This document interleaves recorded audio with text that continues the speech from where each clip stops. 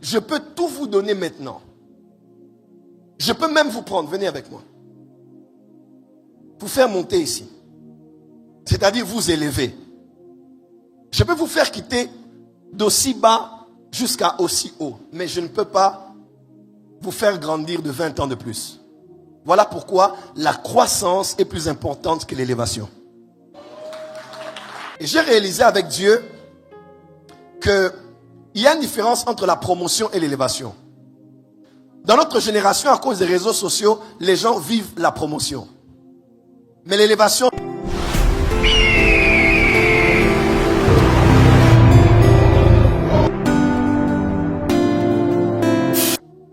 Ok.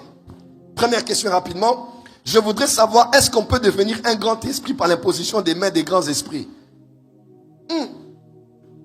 Par exemple, tu rencontres quelqu'un qui a un grand esprit, il t'impose des mains et du moment là, paf, toi aussi tu deviens un.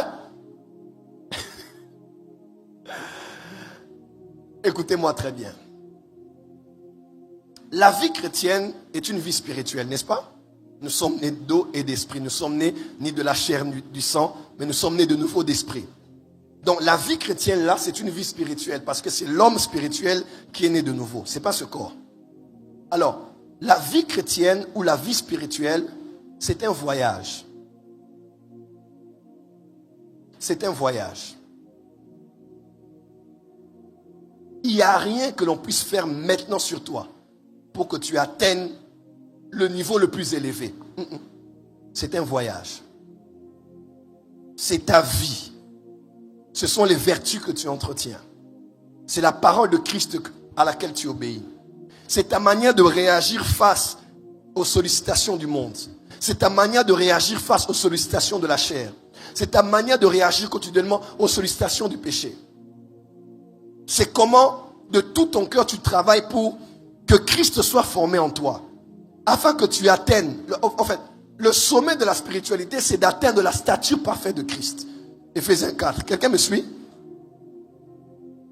Quelqu'un me suit? Donc c'est un voyage. Personne ne peut t'imposer les mains et te donner, ok. Levez-vous s'il vous plaît. Bon, ça va me gêner de demander votre âge, mais sinon, nul ne peut vous imposer les mains maintenant afin que vous puissiez avoir 50 ans. Quelqu'un me suit? Quelqu'un me comprend? Je peux tout vous donner maintenant. Je peux même vous prendre, venez avec moi. Vous faire monter ici. C'est-à-dire vous élever. Je peux vous faire quitter d'aussi bas jusqu'à aussi haut. Mais je ne peux pas vous faire grandir de 20 ans de plus. Voilà pourquoi la croissance est plus importante que l'élévation.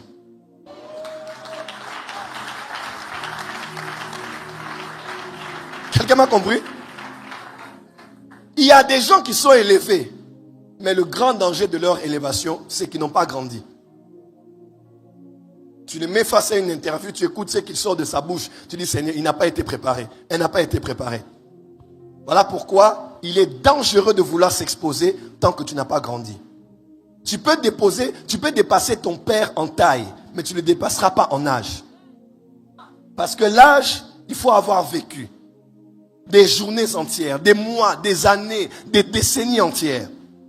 La croissance, c'est ça. C'est pas l'imposition des mains, c'est la croissance. Et ça, tu vas devoir attendre, apprendre, comprendre, vivre des vents contraires. C'est toutes ces réalités de la vie qui feront que tu grandisses. Et j'ai réalisé avec Dieu qu'il y a une différence entre la promotion et l'élévation. Dans notre génération, à cause des réseaux sociaux, les gens vivent la promotion. Mais l'élévation, ça vient ni de l'Orient, ni de l'Occident, mais c'est l'Éternel qui élève. L'élévation, ce n'est pas la célébrité. L'élévation, ce n'est pas l'exposition. L'élévation, ce n'est pas le marketing. L'élévation, c'est une position spirituelle que Dieu te donne pour être en bénédiction pour plusieurs en accomplissant des desseins. Oh, tu n'as pas dit Amen. Notre génération fait le marketing, fait la publicité, fait la promotion, mais il y a peu de gens qui sont élevés. Voilà pourquoi ils sont très visibles, mais ils ne donnent rien. Oh, comment? Ils sont très élevés, très vu, mais il ne donne pas. Parce qu'à Komelinante, ne vous battez pas pour être connu. Battez-vous pour grandir. Et j'ai réalisé avec Dieu que quand tu es à ce niveau va attirer vers toi les choses de ce niveau. Quand tu arrives ici, Dieu va attirer à toi les choses qui ont un lien avec l'âge que tu as. Quand tu arrives ici, il en fera autant. Quand tu arrives ici, il en fera autant. Voilà pourquoi ne cherche pas que les choses viennent. Toi, monte seulement. Dès que tu montes, Dieu va s'organiser. Comment? Les gens d'église qui vont t'inviter sont les gens d'église qui sont à ton âge.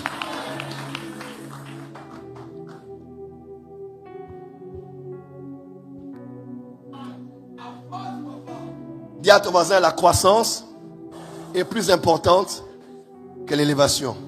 Dis en lingala, toko là. Merci, soyez bénis.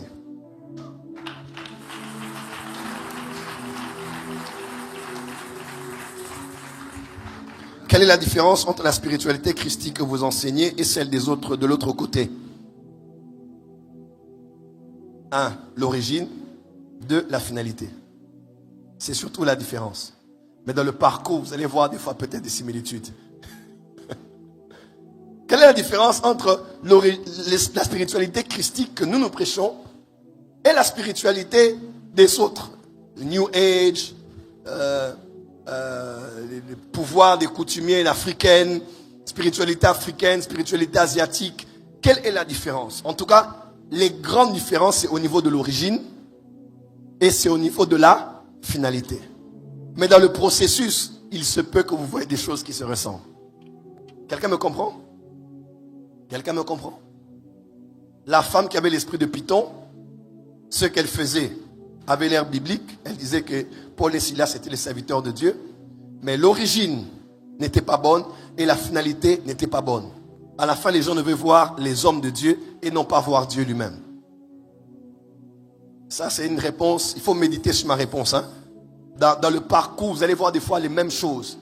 Nous, on prie là-bas, l'argent apparaît. Là-bas aussi, ils font des choses, l'argent apparaît. Nous, on prie, les gens tombent sous l'onction. Par exemple, Baba Uriel, depuis qu'il était venu à la porte des cieux ici, plusieurs fois, il est venu, il a dit, maman, lève-toi. Il prophétise. Il dit, maintenant tu vas dormir.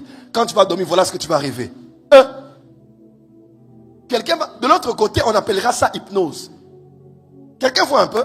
Ça a l'air d'avoir la similitude, mais l'origine est différente et l'objectif est différent. En tout cas, plusieurs fois.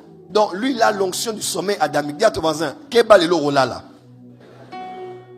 Donc, c'est des manifestations que même moi, je n'avais jamais vu ça. Il te dit, maman, tu vas dormir. Et tu vas voir quelqu'un dort et quelqu'un ronfle. Vous avez déjà vu ça ici, non? Et là, il dit, tu vas rêver tel. La personne fait les rêves. Et quand la personne se réveille, elle nous raconte les rêves qu'elle a eu à faire. Dis avec ma power. Donc, la différence, c'est entre quoi? L'origine est là. Mais il se peut, c'est pas toujours que dans la manière d'avancer, on trouve des. C'est pour cela que c'est bien d'être guidé. C'est bien d'avoir un maître qui te conduit. Ça, c'est bien. Ça, ce n'est pas bien. Hébreux 5, le dernier verset, mais l'homme spirituel, on parle de celui qui est mature. Il a grandi avec l'expérience de discerner le bien et le mal, la lumière et les ténèbres. Quelqu'un peut dire amen?